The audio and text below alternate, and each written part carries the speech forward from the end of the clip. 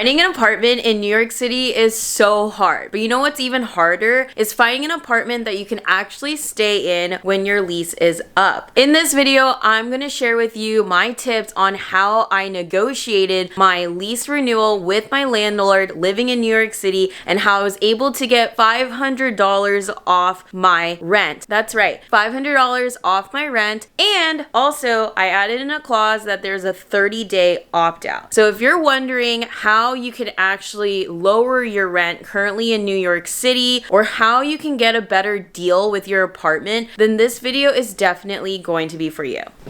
Now let me show you all the reasons why I still chose to live in this apartment. This is a view of everything in my area. If you guys are new to my channel, my name is Joy and I live in New York City. On this channel, we help millennials build wealth so they can live life on their terms. I like to make videos about living in New York, how to move to New York, and New York apartments, so definitely consider subscribing and hitting the notification bell if that's something that you're interested in. Now let's get back to the content.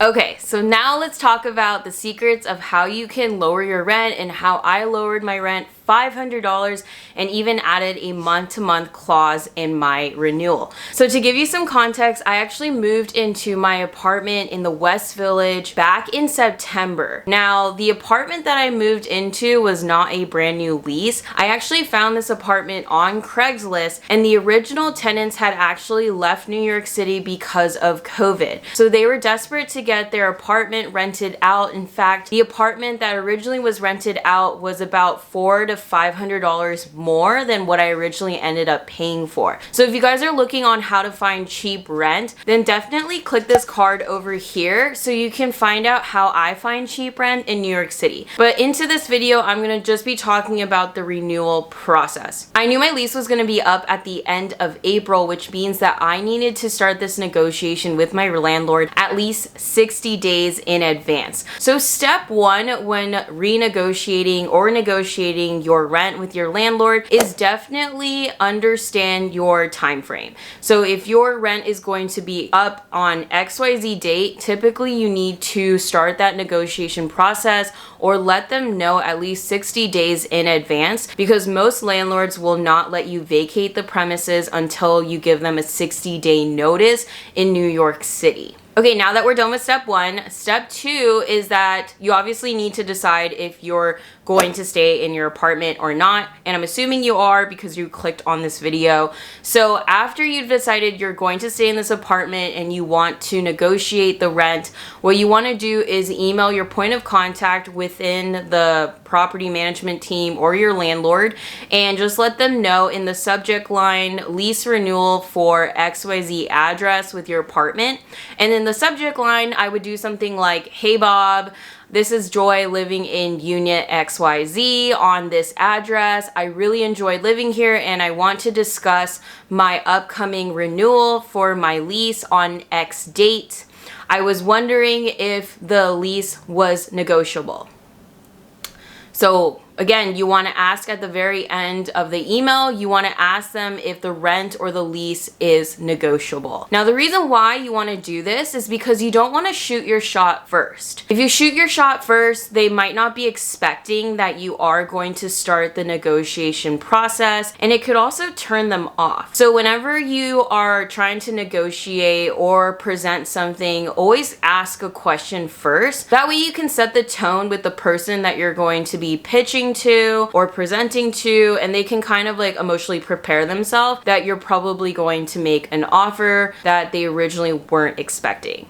Okay, so step three, after you have let them know that you are looking to negotiate the upcoming renewal and they've given you the A-OK, what you want to do next is you want to make your offer. So before actually getting this negotiation process down, I would probably think about what you want your offer to be. So what I would do is I would write down 3 scenarios. Your first scenario is something that you ideally want, but it's probably like way way out of the picture. So one example could be, let's say your rent is $2,000. You could do like a hardball offer of maybe $1,100, and that would be a $900 savings. That's definitely a lot, and most landlords probably won't do that, but that's the offer that you're going to hardball at. Then the second offer is going to be where you ideally want to end up. This is probably going to be where your landlord decides to agree on and where you decide to agree on as well. So that's like kind of like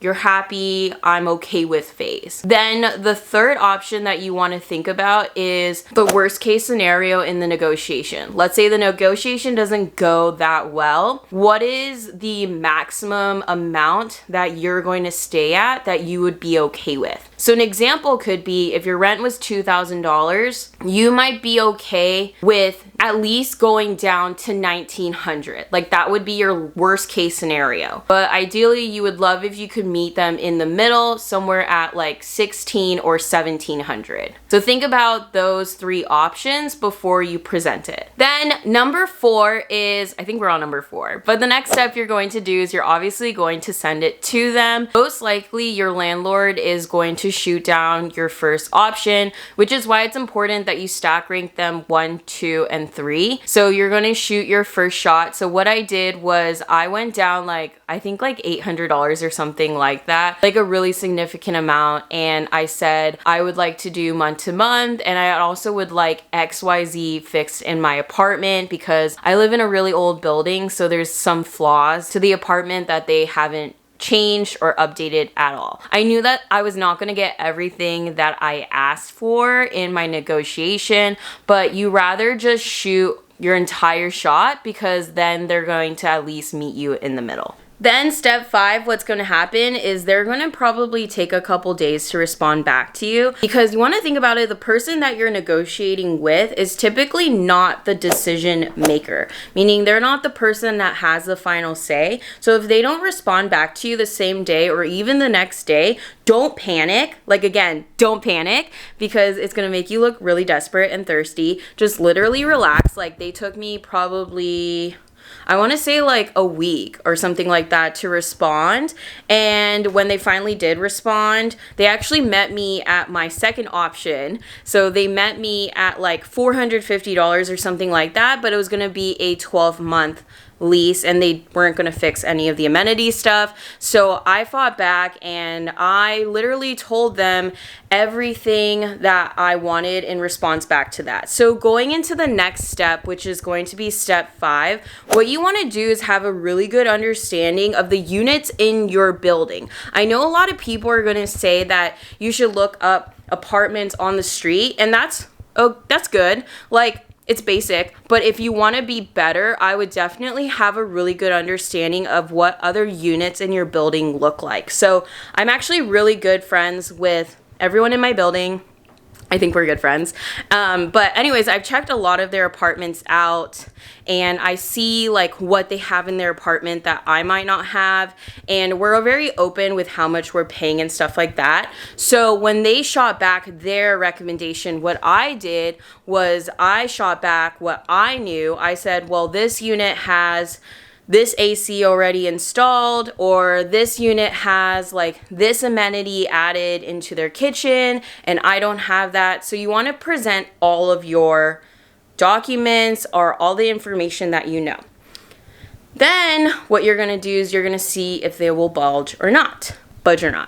And they probably won't. But you're going to shoot your shot again. So you're going to say, okay, well, if you can't fix XYZ, then can you at least come down to this price? And you have to provide evidence again. So what I did was I went online and basically I went on the Citizen app and I went on news articles and I found things about crime. So this is also really important because not only is your apartment going to be priced at what the square footage is and the amenities, but it's also going to be priced on what the neighborhood value is. For example, I live in a pretty nice neighborhood. It's pretty safe, but with the increase in crime because of COVID and basically the city getting really weird, there's been more crime in my neighborhood than there typically would be. So what I did with my landlord is I actually sent them articles of crime in the neighborhood, specifically around my area, which this was actually really triggering because then I was like, I don't know if I want to live here. So be careful about that. But I sent that and they were able to give me their final offer, but you have to at least kind of come down. So I shot down like another $200 and they were able to meet me at $500 less. I also told them that because of the crime, I was really nervous about signing a 12-month lease, and I was wondering if a month-to-month option or a short-term lease was possible. And they told me that what they can do is they can sign a 12-month lease, but I have a 30-day opt-out clause. So you're probably wondering what that means. So let me give you this tip that I actually learned.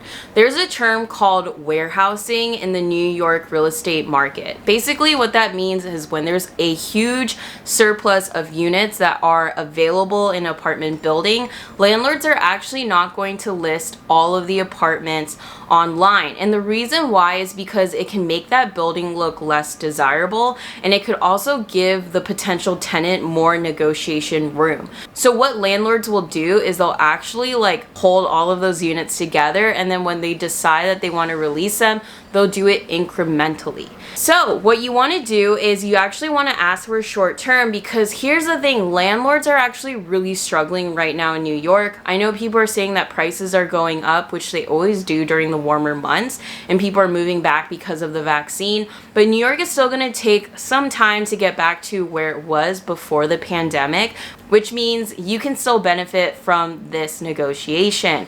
So what I would tell the landlord is that you want a 30-day opt-out clause. They're going to still make you sign a 12-month lease, because I'm assuming what they want to do is they want to present it as that they have this place filled up for the next 12 months. But landlords are also going to benefit from you having a 30-day opt-out clause. The reason being is because people are predicting that prices are going to go up for apartments as vaccines roll out and the city becomes reopened again, which means prices are going to go up. So the amount that they are giving you right now is actually under what they ideally would want it to be. So let's say you leave, then that opens up the apartment for them to rent it out at a more expensive price. So just as they don't want you locked in for that low amount, you don't want to be locked in case, I don't know, you want to move to the suburbs or something like that. So to sum it up, I would say break it down. Make sure you're reaching out at a good time. You're not too late for the negotiation.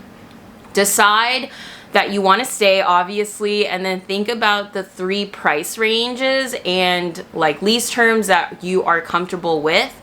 Present evidence of units in your building and also crime and news about the neighborhood in general that builds value. And don't be afraid to counter what they originally offered and stand firm on what you want. I hope you guys found value out of this video. Definitely like and subscribe and hit the notification bell, because I'm going to show you in the next video why I love living in New York City and why I love my neighborhood, especially during springtime. So you don't want to miss out on that. And I will see you guys in the next video. Bye!